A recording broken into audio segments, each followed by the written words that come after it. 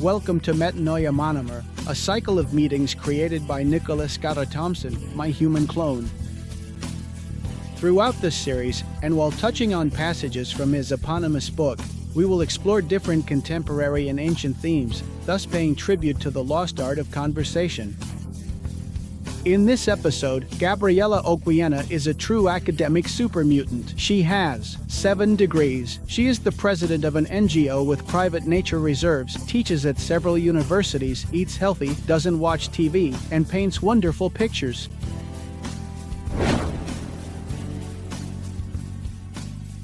We are pleased to have Miss Gabriela Occhiena with us. Thank you very much. I'm happy to be invited. It's an honor, a pride, and I'm nervous, I'm excited, to have you here with us. I will introduce her this way, and she will tell us, and then we will jump straight into the topics we have, as we have many and little time to discuss.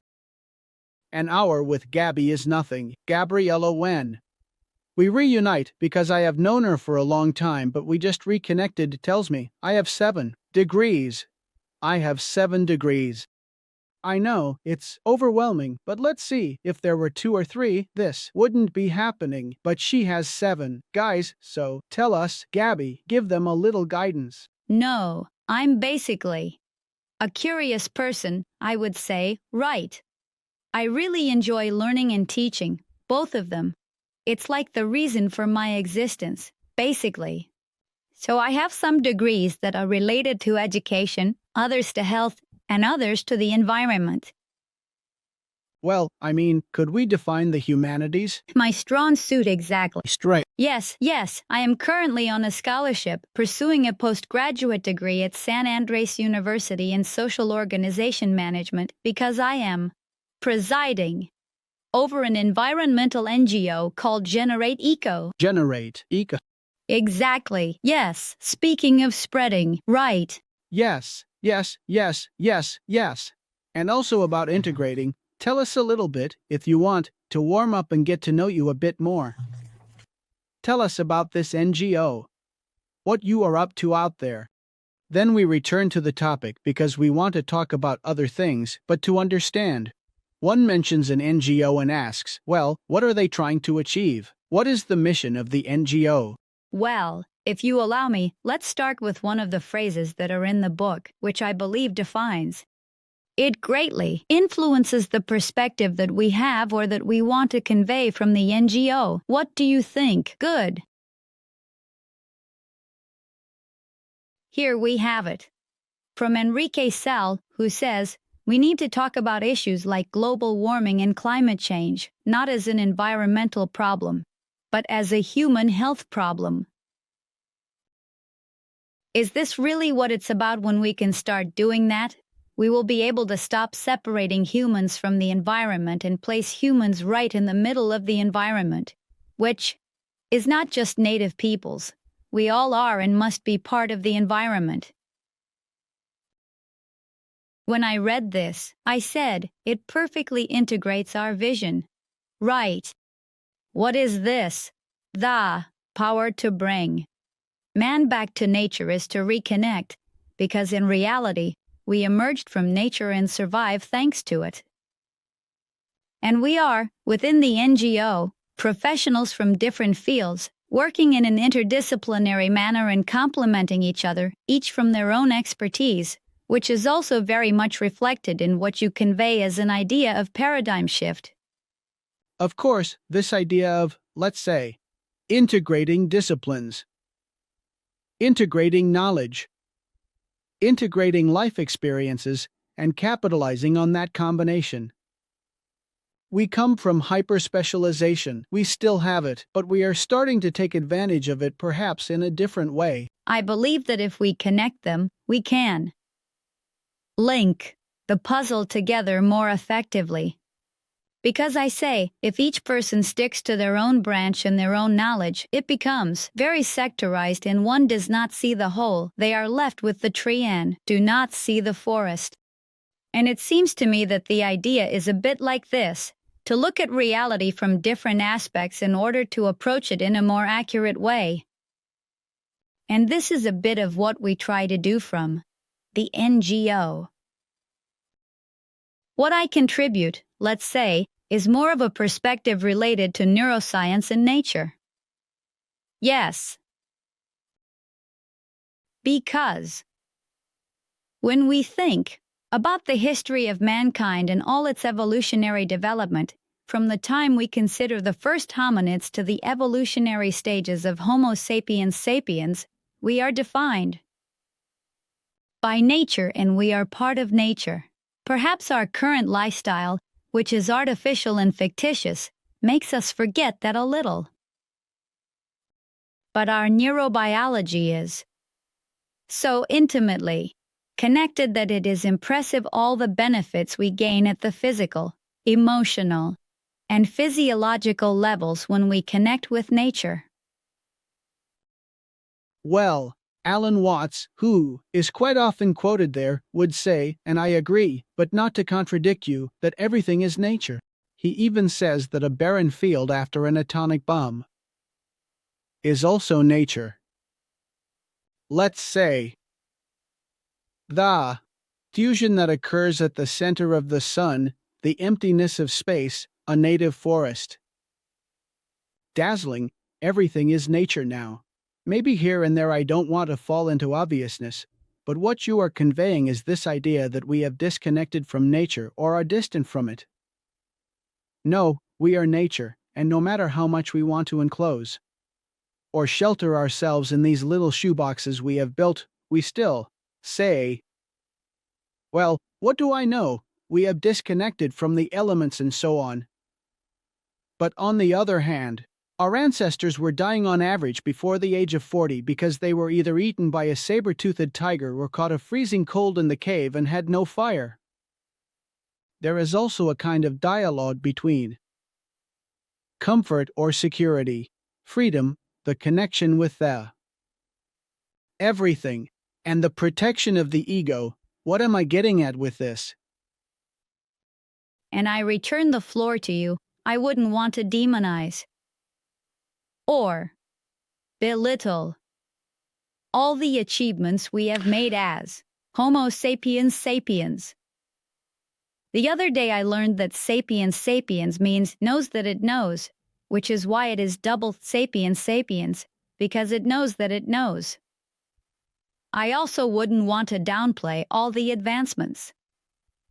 What we do is an invitation to find balance in our lifestyle because we have a fairly holistic vision. In fact, we also encourage that all aspects of life be as balanced as possible to regain this health. An example of this is that we give talks on healthy eating. We have a nutritionist who specializes in sports nutrition. So, we also discuss physical activity and all its benefits. Let's think that we, like all living beings, need to find the point of homeostasis, which is super important. There are actually studies with scientific evidence that show that being in contact with nature leads to immediate recovery for the body. I can give you some examples if you'd like. If one starts talking about the chemical level of neurotransmitters, we have serotonin, for example, which produces a state of calm and relaxation in our body. On the other hand, we have dopamine, which is responsible for the sensation of pleasure and immediate reward. And these two, when we are in nature, increase. And not only that, but, for example, in contrast, cortisol decreases. Cortisol is the hormone that is closely associated with stress. And we know that prolonged stress, that stress is the greatest evil, let's say, nowadays that we all suffer from, because it is a precursor to many long-term diseases. So I say, look how simple it is that our body chemistry can find that point of balance just by connecting with nature. They're like two pairs, right? Serotonin. So serotonin calms you down and dopamine lifts your spirits. It makes you You alter your mood in the moment. And then you have cortisol, which is what causes you stress. And then you have adrenaline, right? It would be like the other one that actually has more to do with preparing to flee or preparing to fight. What you're saying is relevant because, you see, in our evolutionary scale, those mechanisms that activate in the body are also important, as they were what allowed us to survive. Of course. So, the amygdala is responsible for generating this sensation and these mechanisms in the body for flight, for being alert, and for exercising caution. But what is happening? This has stopped being evolutionary and having an adaptive functionality. Why? Because nowadays, perhaps, what happens to people is that their amygdala is continuously activated by their boss. And you spend 8 hours in an office feeling stressed. And then you go and on the weekend you can't stand your mother-in-law, and you're still like that. So, there is an overproduction of tools to escape from the stress that we are using for the mother-in-law, let's say. The other day I was thinking that one of the greatest, probably one of the biggest achievements of modern humanity, of this issue of modernity or contemporaneity, is it's not counterfactual, but we haven't experienced it, although there are places in the world where it is still lived, the ability to sleep peacefully at night. The need that is more physiological for us to. I return to you, but I mean, let's say, we come from millions of years, because not only sapiens sapiens, but also our evolutionary ancestors, even though they stood guard and had fire and organized themselves, at night, that's why night is also a time when one goes to bed to sleep. When one lies down to sleep and when one is waking up are moments of great vulnerability. Even if the mind starts to work there, let's say, you're processing things, you are in a horizontal position. And I am convinced that this has to do with the fact that at any moment a bear or a wolf could come and eat you. So achieving it is fine, there is always insecurity, but achieving it with a couple of keys. I live in an apartment, I have the key to the lower entrance plus the key to my home. 99.99% chance that nothing is going to happen to me. I won't get robbed, and I'll be able to sleep peacefully. For me, if you think about it, even not too long ago, it's something new.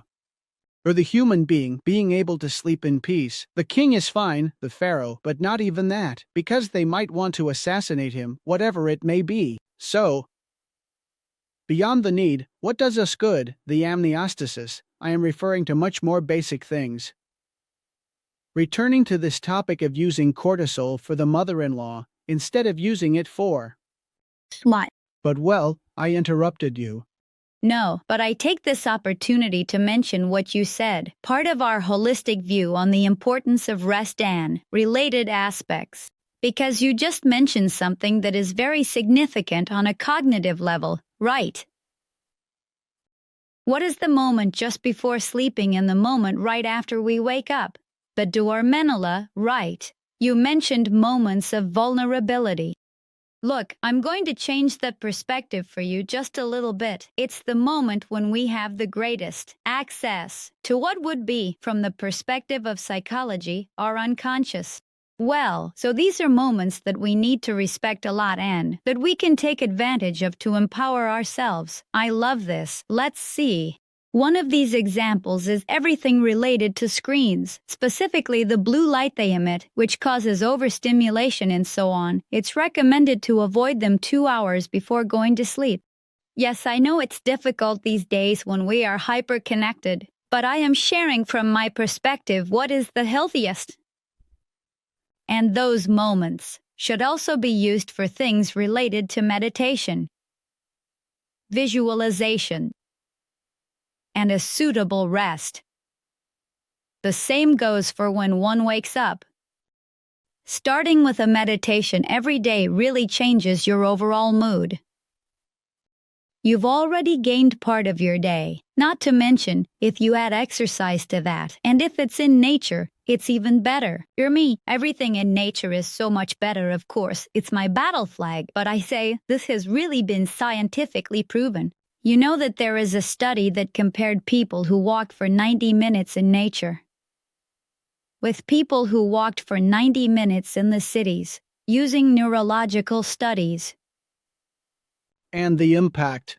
The impact is truly more significant from the benefits that are produced.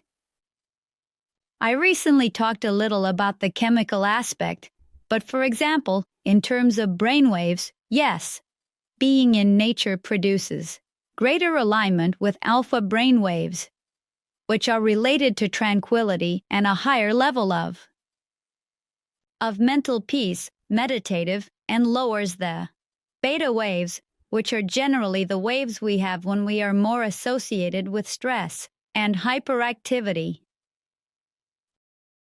What am I getting at? All these issues that I am telling you about lead to a greater functioning of our body. A greater, or rather, this. I clarify this a lot, perhaps when I work with people who tell me they are very stressed and so on. I mean, let's see, from your work, how many blocks do you have to the square? 3. Well, go have lunch in the square. Sure. And you will see what a difference it makes. Trees move. Totally. Active meditation. Meditation where you keep your eyes open and simply observe the people passing by and talk. Well, we can try to define together. What do we understand by meditation? But before that, I remember the other day I was listening to Joe Rogan, who is an old-school podcaster, probably the grandfather of podcasts, worldwide. Those who know him, know him. Joe Rogan, this white guy who is also a fighter and is a comedian. The guy says that about nature, which is not to contradict. One thing is the forest or one thing is a plateau. Yes, the Mongolian steppe, what do I know? But the guy says, you go to the jungle, it's a dense jungle, and it's a mess. Right. I mean, monkeys. Birds. Monkeys. It's a racket that is equivalent, at least in terms of volume and the amount of stimuli, here in the microcenter. It is subjective, it seems to me. I don't know if it's beta-alpha, because sometimes the monkeys scream in alpha and don't scream in beta, but I mean, this is also interesting to think about, right? The square, for example, can be a place where the beta decreases and the alpha rises. And attention, which is something we struggle with a lot, right? Attention is restored in that moment, this thing you mentioned about. Attention or attention? Attention, this thing you mentioned, right? About this. Awaken meditation one has when putting the mind to nothing. Yes. It is extremely important for restoring other cognitive mechanisms. That's why I say, for those people who need it or who notice that their productivity is decreasing, they should take these 5 minutes for a break, for connection, and so on, for a walk in the fresh air, and you'll see how. This changes because it naturally generates greater connectivity in the frontal lobe, which is the one we have for process the information, to plan, to think, right? I mean, people are much more productive if they take these small breaks. Yes, it's like a massage. You know when you're on a massage table and someone is giving you a massage. It's hard to think about the debts you have or your mother-in-law or whatever else. It's difficult because there's a whole beautiful and engaging plot for you to relax, unwind and enjoy. Let's try to define a bit what we understand by meditation and the active one. When I say active, I mean, for example, you climbing a mountain, surfing. You are meditating. There is a meditation, a focus on what is happening, without judgment. You don't judge. Ugh. Why can't I find the next grip to hold on to? This is unfair, I'm going to fall. No, you're not judging. You need to find the next groove. You have to anticipate where you are going to make the route, whatever it may be. Your life is in danger, no matter how much insurance you have and all that. The body knows that you are insured, but you still don't stop being on the edge of a precipice and all that. Yes. And there's no need for Krishnamurti, who was He is a philosopher, a thinker from India, who said, I like to meditate sitting on the balcony of my house, which overlooked the jungle, and just look. Look. Contemplation, which is something we are so lacking these days. Exactly. And I go to, or let's try to go, I'll throw out my idea and you can complement it with the core of the meditation. And the metaphor I like is the metaphor of passing clouds. So, when you contemplate the sky, the cloudy sky, with clouds, the clouds come. They approach. They reach the point where you are seeing them, and then they leave. They don't stay there. They go away. It's all a continuum. If one could indeed achieve the same fluidity with thoughts, especially with dark, stressful, ruminating thoughts, as we say in mental health, the circular thought. If it comes, it's precisely so that it stops being circular, so that it stops stagnating there and driving you crazy. Accept it, because it's not about repressing it, distancing it, or denying it, but about smoking it, understanding that the cloud has its time, and also letting it pass, and let the next one come, to the point. Or in this flow, to reach a point where you eventually achieve that trance where it is directly not there. More thoughts flow, and that's where you would be not in nirvana, but in a meditative state. You might know it. What's the word? The epitome of meditation, or the meditative state. Would it be alpha? What would it be? Well, what happens is that it's very striking because this is important since you also talked about what active meditation is. There are different ways to meditate, right? For each person, it's like you have to keep finding and practicing different things and discovering what works for you, right? I've tried many types of meditations. I have tried group meditations, individual meditations, guided meditations, mindfulness. I have tried everything until I found what is most functional for me and also at what moment. That's good too, right? Finding your own activity. Exactly. And also the active meditation is really good because it relates to some hobby or passion that one has. For example, my active meditation is painting. I haven't connected with that for a while. I have about 4 pending, but I say that it's also super valuable. It's about being, as you say, centered in the now. That is what is important, the ability to connect with the present. Without thinking about the past, without feeling anxious about the future. Neither anguish nor anxiety. Exactly. Being. Here and now. And what I tell people is that sometimes they try for a week and say, no, I can't. No, take it easy. Let's see, it's an art. It's an art. One has to keep building this, forming the habit. So it's about having patience. When one truly realizes the benefits it brings, they choose to maintain it. I personally meditate every day, fully in the morning, and then I complement it with some deep breaths throughout the day. Gaby, when you say I meditate every morning, do you paint every morning? There. Sit in a lotus position and close your eyes. For me, it works when lying down. Bend. Find helpful. On the side, belly up on the side. Yes, let's say, a totally horizontal, without a pillow and so on. That's what works best for me, but I mean, particularly for me. It's okay, it's good to clarify that. I meditate for about 15 to 30 minutes a day, right after I wake up. Yes. People say, well, I have to get up 15 minutes or half an hour earlier. You will appreciate it because it really changes the rhythm of the entire rest of your day. A recommendation, that would be which is what I do. That would serve as a kind of anticipation of what Gaby does is.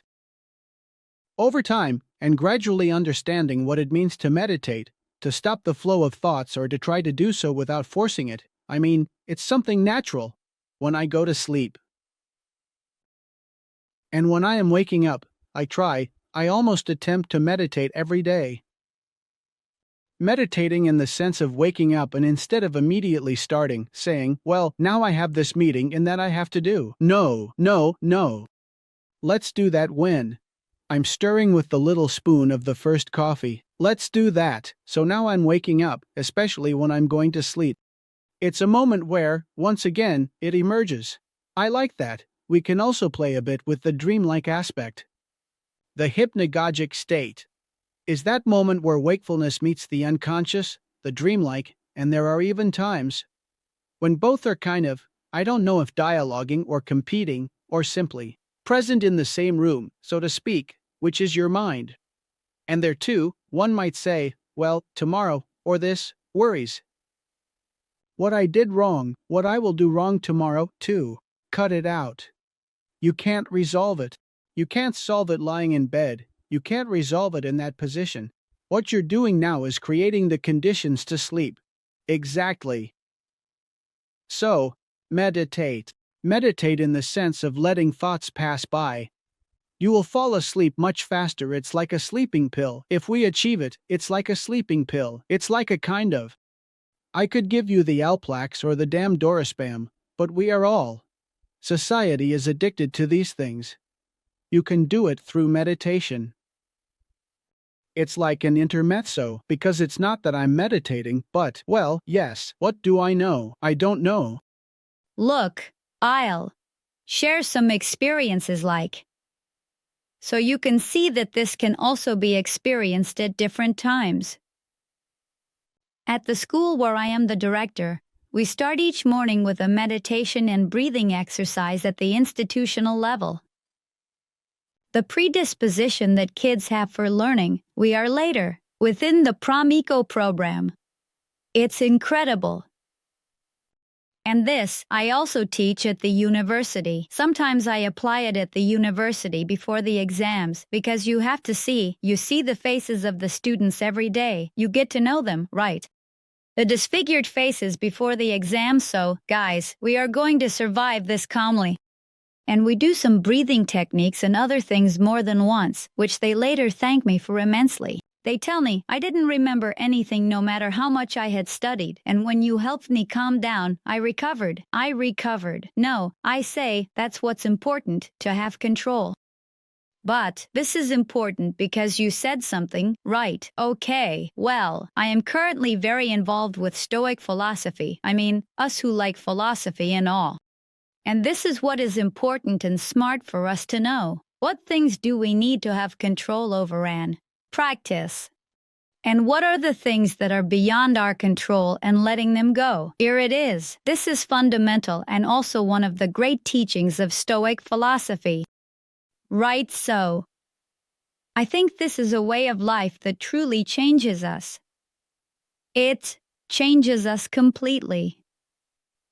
Yesterday, I watched a couple of, not podcasts, but rather, special, audio-visual essays about Marcus Aurelius. Ah, yes, check it out. Sure, guys, Marco Aurelius, which I am also just finding out about now. I have the Stoics on my list, and apparently, the Meditations of Marco Aurelius. Marco Aurelio, let me tell it because it is beautiful, and you will be able to compliment it. He was an emperor, one of the most honorable emperors. Let's say. The other day, the guy was saying that of all the Roman emperors, there were 5 who were more or less decent people, sensitive, empathetic, and who somehow generated the counterpoint to absolute power corrupts absolutely, as are the exceptions to that rule. Marcus Aurelius is one of them, and the madman wrote a diary during his war campaigns, that is, in his life, an intimate diary, and in that time, when Latin was spoken, the wealthy wrote in Greek. The intellectuals, the scientists of the time, whatever they were, the academic language, was Greek. So it was. Originally written in Greek, there are many translations of that book, some more subpar, others more authentic. In fact, there are translations that, for example, were made during the time of Shakespeare and are written in the style of Shakespeare. And there are others that are more modern, which make the reading much closer to how we think. Right, and so on. And the guy wrote for himself, he never thought, in fact, he says, if he found out that everyone reads his meditations, he would go back to. I would write, like his personal diary. His personal diary. Well, tell us a little bit, or whatever you want to associate with this. No, but it is extremely valuable because this is what I mean when I say to change the lifestyle in all aspects, right? Think about how Marcus Aurelius was. Emperor of Rome, right? We are very familiar with Caesar, who was like this and everything was fine, and then everything was wrong, right? Or the son of Marcus Aurelius, who is the stupid jerk, played by Joaquin Phoenix. In Gladiator.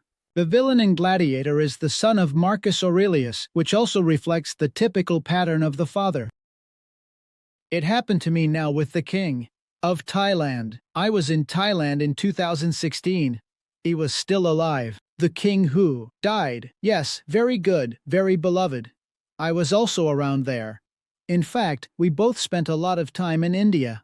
Now, I don't know if you want to talk about that because she married a crazy guy.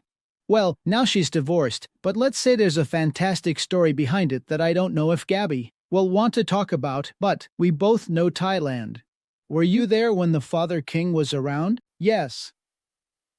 And now the Father King has photos of the little pencil he used until the end or of the toothpaste that the king had, the king of Thailand who has all the flies, and the son lives in Switzerland in a hotel with 125 concubines. It's a disaster. Well, the son of Marcus Aurelius went through something similar, but sorry, I interrupted you. You were saying, I would like you to tell me a bit about, since we are on the topic, and then if you want, we can move on to talk about collapsology. But wait, what would be the core of the Stoic proposal? What would be the 2 or 3 maxims, or the main maxim of the Stoic? How could you define it? Ugh. It's hard to define just one because there are different authors and so on. I think it has to do a bit with this idea that they talk a lot about accepting what happens, and that what's important is not what happens to you in life, but the stance you take in response to what happens, how you behave, how you react to the function of what happens to you. That seems fundamental to me as a perspective applicable today, right? What is the difference between the cynic and the Stoic? Because the cynic, someone called me a cynic, which is wrong. When someone says you're a cynic, you're saying you're a hypocrite, or you're a jerk, or you're insensitive, or even a nihilist, which is like the epitome of not caring about anything and having a negative outlook. But cynicism is not that. There is something closer to Stoicism, right? Or, in the sense that the cynic is someone who operates with the data of reality. Something like the other day I heard the phrase, the pessimist is an optimist who is well informed. The cynic is a stoic, blah blah blah. What happens has to do with also having a full notion of reality and keeping our feet firmly on the ground. But Stoicism is very clear. That's why the great Stoic leaders were very positive with others. This integral perspective is that we are all equal. Of course. It adds empathy to the mix. Totally, the cynic tends to remain in a more solipsistic or egocentric place. And the Stoic is expansive, is empathetic. There is a more integral, more systemic conception of life. Do you think that? Because, let's say, how are we doing on time, guys? Vicky sent me an okay, but what does that mean? 20 minutes, half an hour. I have so many things to talk about with Mavi.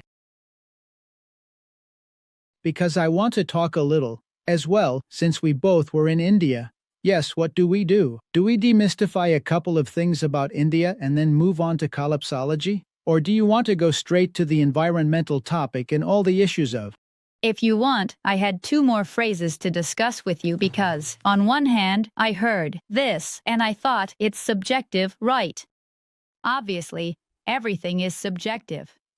As for the perspective of being in the middle of the jungle, I can assure you that this perspective of being in the middle of the jungle, being in the middle of a steppe, being in the middle of the savannah, being in the middle of whatever, is also fundamental for our survival. I mention this to lead into what has to do with collapsology, which is something you want to refer to. Thus, with Genera Eco, we have a private nature reserve right in the middle of the Missionis jungles, in the Parana forest, in the Atlantic forest.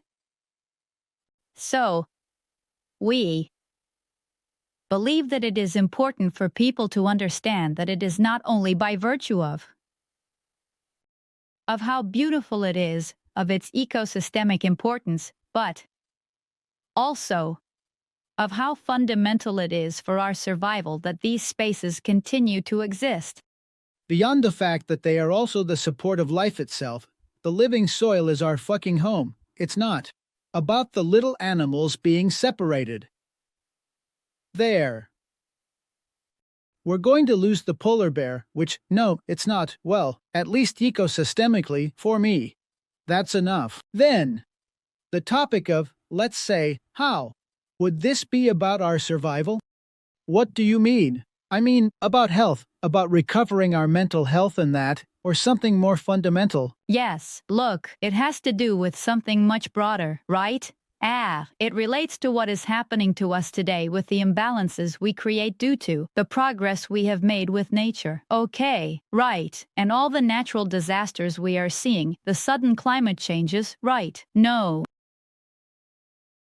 Let's say that global balance has also been lost. Right. I want to read you another one of the phrases. I take the opportunity, if I can, to tell you what we do in that regard. Is it a quote or is it a? It's a quote. Okay. Yes.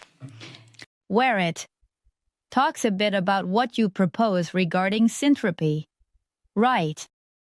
Viewed from any geologically significant timescale, the agricultural civilization that degrades the soil will be transitory. It cannot last if it destroys its own foundations, not to mention the loss of key biodiversity in the process. My learning is that a greater systems perspective is needed so that modern agricultural production can be an integral part of a dynamic scenario that can be managed to maximize all potential ecosystem services. Says that. I'm telling you. Grab it. Okay. Well, let's see, because this doesn't mean that I say, well, I don't know, let's tear our clothes and all go climb one of the trees. No. I mean, there is another perspective. That relates to a different economic paradigm than the one we were taught. Notice that here it talks about ecosystem services, distinct from the extractivist view that was held previously. He sends us in the midst of all this crisis we are experiencing. And when I say crisis, I don't mean just an environmental crisis, I mean a crisis from a social perspective.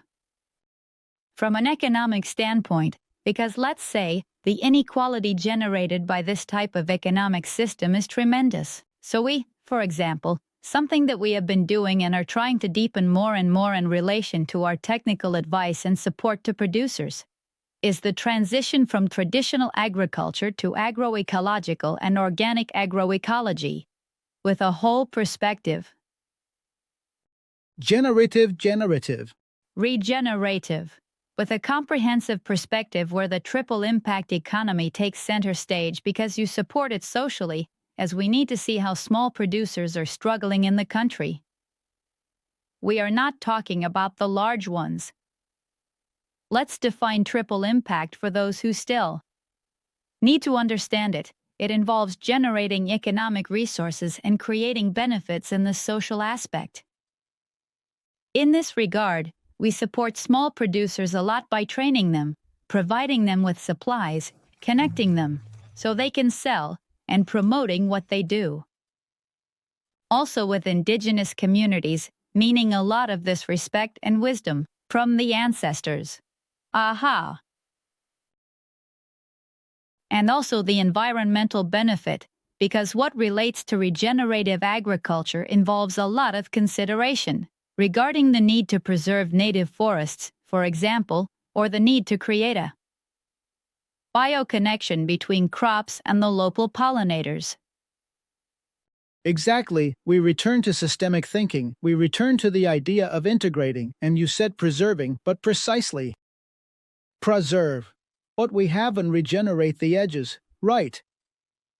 It's about growing that which we want to preserve, that which remains from this extractive paradigm. We have a very interesting project that we are trying to present on Arbor Day at the end of the month, which also involves planting native species, right? But I say, no, this is the importance of reading the context that we need to see, right, because we think about missions. Planting Palo Rosa, which, by the way, is the provincial monument and is at risk of extinction in the South Araucarias, right? With everything that happened in the South regarding the loss of these specimens. Of course. With the introduction of poplars and how they are eucalyptus and so on, right? Yes, the recent fires that occurred as well, right? Well, of course, well, how is it? In Cordoba too, thinking about tabaquilo and other species that allow for quick recovery, right? Because there was and is a topic of fire spread for reasons, right? More than 95% are human causes. Sure, I mean, due to an accident or even caused on purpose on a ground that is drying out. I mean, because, let's say, I always can't. To stop always thinking about the living soil is like the mantra, it is what connects everything else, whether it be araucarias or rosewood or whatever. Those 20 centimeters of living soil, that layer of life that covers the biosphere or the planet, is where everything else originates. Moreover, it represents the integration, the convergence of I don't know if we will have time to talk about mycelium, but let's say about fungi, plants, and animals. Absolutely. Let's say. I think you put it very well, the living soil, which is very different from the techniques used in fumigation, where agrochemicals play a super fundamental role in modern agriculture. This sterilizes the soil, contaminates it, generates. It is truly a loss that, in the long run, we are really going to end up suffering. So, well, our job is a bit like this, to support the producers. We have also worked with beekeepers, right? Not, in general. Flowers without bees, guys. There are no flowers without bees. In other words, back to square one. But it has to do with what you are presenting very well, which is this integral perspective, right? That knowledge is really very fragmented. I believe that. I agree with what you are saying, that with the constant acceleration in discoveries and everything else, they will become like parcels all the time, right? But it is important to see the whole. Something that you touch on a lot and that I also dared to address this. Here is the part about how everything is connected. Right.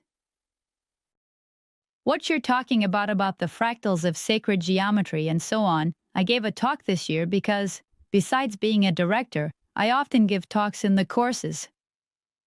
It's nice. It's always good to discuss topics that interest and excite me. So, we talked with the kids about mathematics in nature.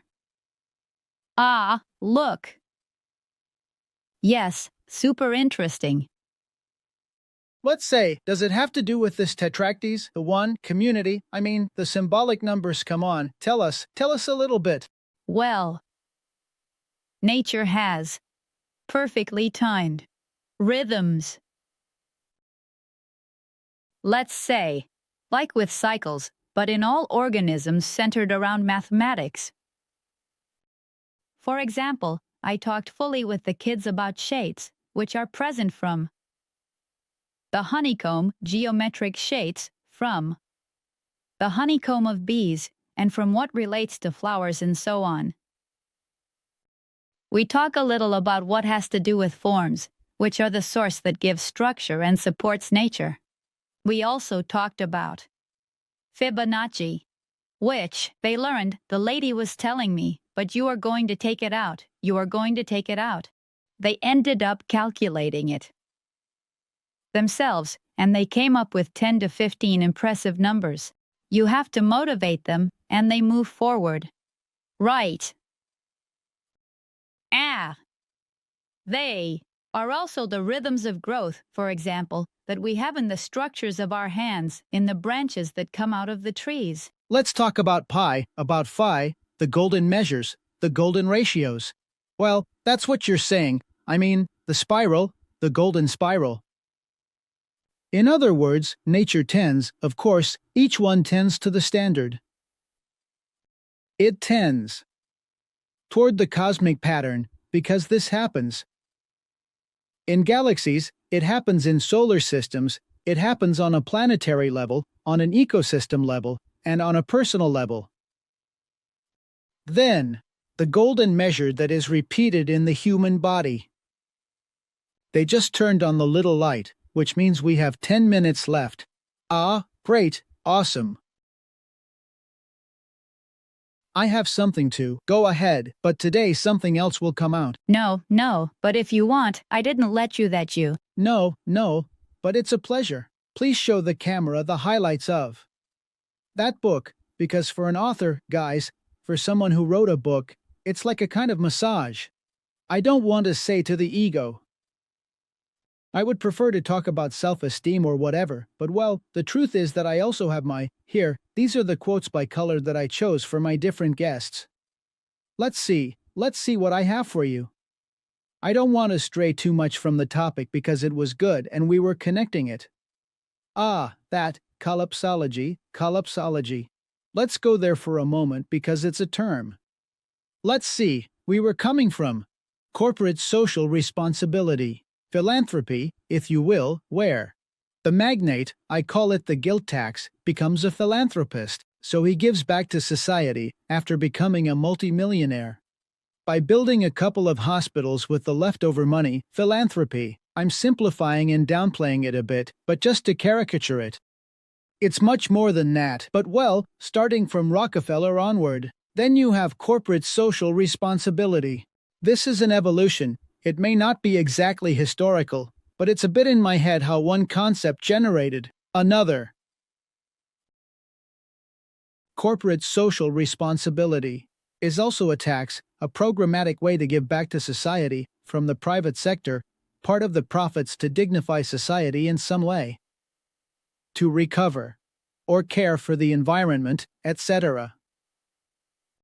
Something environmental, something social, and now the triple impact appears through this concept that everyone is now familiar with, which is the topic of sustainability, where you have a phenomenon that can indeed generate economic profits, but if it is destroying what produces that profit and on top of that, the poor folks who are working in that ecosystem are left with enslaved, well, it is not sustainable over time, whatever it may be. So, the triple impact is this business model, this activity model, where you enhance the environmental with the social and the economic, everything flows and as a final instance of this, in my mind, I don't know if any new term comes up now, there is the topic of regeneration. In other words, it is not enough to mitigate, it is not enough to adapt, it is not enough to preserve. We must regenerate. And the last thing, which is not a kind of dialogue, a counterpoint to regeneration, is collapse. The concept of collapse. I'm doing it this way, kind of building a little suspense. To the point that there is collapsology, that is, those who study collapse. I am going to read a little paragraph. That is a combination of a quote from Collapsology by Pablo Servin and Raphael Stevens, who are two guys around our age that wrote this book. Then there is Jared Diamond, who is a well-known author, who wrote Crisis, for example, and others who wrote Collapse that. I recommend these two books, Collapsology and Collapse. The kids say the following, they say, today utopia has changed sides. We are fools to believe that everything can continue as before. Collapse is the horizon of our generation, the beginning of our future. And I then automatically, as in my book where what style is a quote and I comment, that's how I go. I say, collapsology is an emerging science. So new that I write collapsology and the office spell checker underlines it in red, assuming I made a typing error. I imagine that by the time this book gains its own momentum, if it ever does, explaining what we mean by the study of global collapse and how to cope with the process in the best possible way, which would be the definition of collapsology, will be a. But it's a bit of a stretch. The book is not yet in its momentum, but we are fine, we are doing well. That said, at the moment of writing these lines, no one is talking about collapse beyond the traditional avant-garde niche of the moment, like our dear Gaby here. Would you like to tell us a bit about this? And take it to Cordoba. I'm also interested in having people know a little about what you are doing and how they react to this awareness. Well, First, I should mention that it's a taboo topic about collapse. You see, it's not something you talk about at a birthday party. You leave with a lot of discomfort. he is short. You see, being apocalyptic and talking about dystopias these days is not in fashion. Just like that. Well, the people who are behind what has to do with research, scientific studies, and so on are increasingly concerned. But I believe that is the key word. Concern comes before action. So, from my perspective, knowing everything related to the possibility of being on the brink of the abyss as a civilization, if one wants, if we continue at this pace, it is really about generating changes. And that's where we are, because we also support what has to do with regeneration, and we support a lot in what has to do with education, right? In generating awareness and awakening, because we are convinced that it is truly possible, it is possible to change what we are, the way we relate to the environment, right? And also a bit to foster what has to do with another perspective from social ties. I believe that when one talks about collapse, it's not only about environmental collapse, one is continuously seeing what explodes first, whether it's wars or the economic system, as if it's all boiling over. The issue of singularity in artificial intelligence is perhaps a bit far off, but let's say the whole topic is another new ghost. The nuclear issue, the economic issue, the environmental issue, and furthermore, the convergence of all these crises into one. On one hand, I think that throughout all times, people have believed they were in a critical moment of change, that this was the worst or the best. And I ask myself, are we in that same hysteria, or is it really like, hold on man, there are so many circumstances, and so much uncertainty, and well, in fact, because throughout history there have been ecosystem collapses. Like Rapa Nui, Easter Island, and so on, collapses of entire civilizations, of course, the fall of the wall, the collapse of the Soviet Union, but here we are talking directly about the global village. I like to talk about the global village of the entire biosphere, of the whole world system, as my friend Franz Tunis says. And besides, we have the nuclear bombs, which is no joke, because that is truly apocalyptic, and it's apocalyptic in a matter of minutes. The climate issue is more debated. There are deniers, there are relativists, and it's an interesting debate because, as we discussed, in private, it's also good not to go overboard. It's like with the megaphone, right? Being alarmist. We must be stoics, we must even be cynics in this sense, or realists in that regard. But well, damn, there is. Let's say, we are not mentioning the topic of genetic engineering that, combined with new technologies and such, let's say, what I will probably discuss later with Cafe Rada, the topic of the creation or emergence of a new human species, the Homo Deus, as Harari says, the man enhanced by implants, but also by genetic manipulation, where you could directly live for 500 years, be 4 meters tall, and not get sick at all. I'm taking it to the extreme. There is a whole branch of astral science, astrobiology, that has been studying for a while how they would need to genetically manipulate humans so that, for example, they could live on a planet with much less atmosphere but colder temperatures, where there is much more wind, and the wind is the toughest leather. If there is a lot of atmosphere, they would need to be taller and thinner. So, you understand. Up to that point, everything seems fine because it was. What happens is that issues that were once handled as science fiction.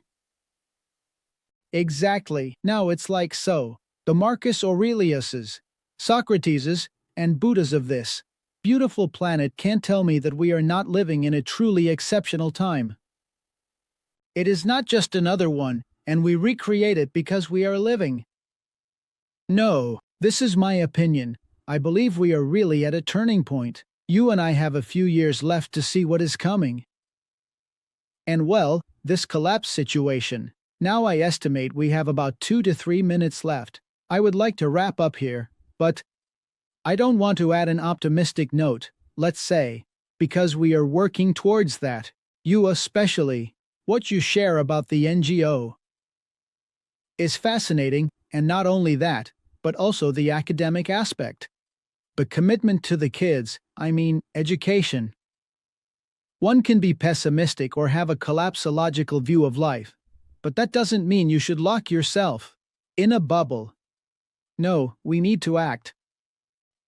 Now, we need to do, but within that action, what you're doing is, you're building a bunker. It's not a bunker, you're preparing. Gaby bought a piece of elevated land in Cordoba. With all the climatic conditions for when everything goes to hell, at least she will have a little more time. It is. It is the desire to also have a place to connect with nature. There are 300 hectares of this. A private nature reserve, right. It seems to me that this is about the perspectives of a different life. It is this. So, whether we collapse or not, you would eventually be planning to migrate to.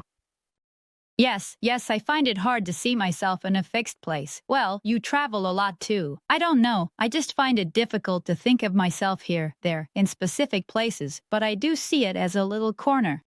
Your sanctuary, your place, your comfort zone. Yes, this one. Well, she's a genius. The truth is, going back to the 5 things I had in mind, and Gaby, again, it's impressive. If this continues, we'll have her back because there's so much to talk about. We missed discussing consciousness, we missed talking about numerology, and a bit more about sacred geometry regarding, let's see, a bunch of contrasts and things that I try to somehow introduce in the book. But, well, this has happened to me with everyone a bit, the feeling that I want to keep going, and a bit of the idea is that we all leave wanting a little more, which then generates enthusiasm to continue. Nothing, Gaby. I thank you. We usually end with a little hug with people even if we go out of frame. I want to thank you for, this time, for having read the book and এবং আমাদের সাথে সবকিছু share করতে। না, আমার জন্য এটি সত্যি একটি আনন্দ ছিল। আমি তোমাকে বলেছিলাম এটি একটি বিষয়। এবং আমি সত্যিই অনেক সাদৃশ্য পেয়েছি। কিছুটা আমার চিন্তার সাথে, কিছুটা আমার শিক্ষা নিয়ে, কিছুটা আমার জীবন মিশনের সাথে, এই পৃথিবীতে আমার কাজের সাথে।